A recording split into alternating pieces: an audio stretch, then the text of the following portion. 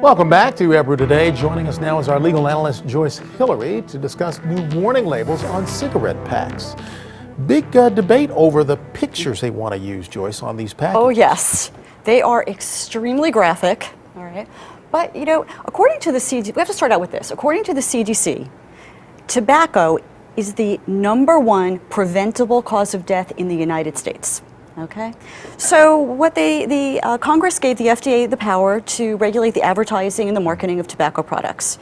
And so they unveiled last year these 9 very graphic images that are supposed to take up half of the cigarette pack, both front and back, and 20% of advertising, of print advertising. Now our viewers, we should know, are seeing these images as we speak. Okay. But these are far more graphic than probably a lot of folks had anticipated. Yes, yes. I mean, they actually are disturbing to look at, but however, it gets the point across to people who, you know, may not read the outdated little warning label because they've been smoking for years and they're not going to look at that label anymore. So the idea of this is to inform people about the health hazards, you know, in a different way. You know, if they see a picture of a diseased lung or that picture of smoke coming out of a tracheotomy hole, sure, that really drives a message home.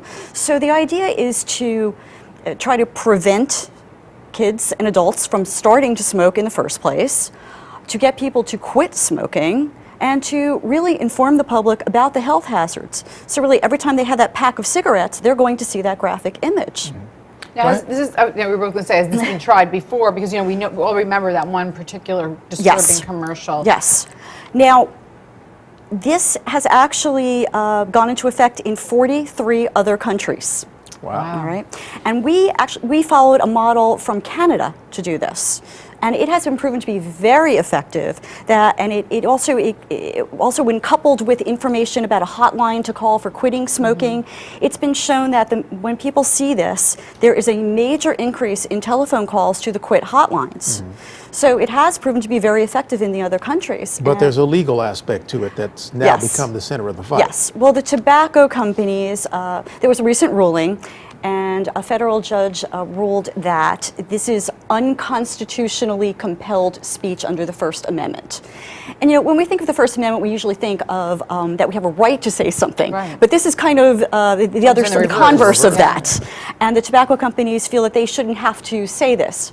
Now, of course, as a tobacco company, look, they've been they used to, years ago, be able to advertise on TV and magazines and all over the place. It was everywhere. And so they cannot advertise anymore in those places. So the only thing they really have at this point is the branding on the actual cigarette pack. And they're arguing that by having these graphic images, that it takes away their right to promote their legal product. Even though the legal product is killing people, is causing a multitude of cancers. So do you think this ruling will hold up? Like, what do you think is going to happen? I think that most likely the Justice Department will appeal the ruling. But what the tobacco companies are hoping for is this stays in litigation for as long as possible. Because then it gives them time not to put it out. Exactly. And they will, you know, they will keep the millions of dollars in revenue from continuing to sell the cigarettes that might not have been sold with the advertising on them. Wow, interesting argument. We'll see how it plays out. Absolutely. Joyce Hillary, thanks for joining us. Thank you for having me. Soon. Thanks so much. Thank you.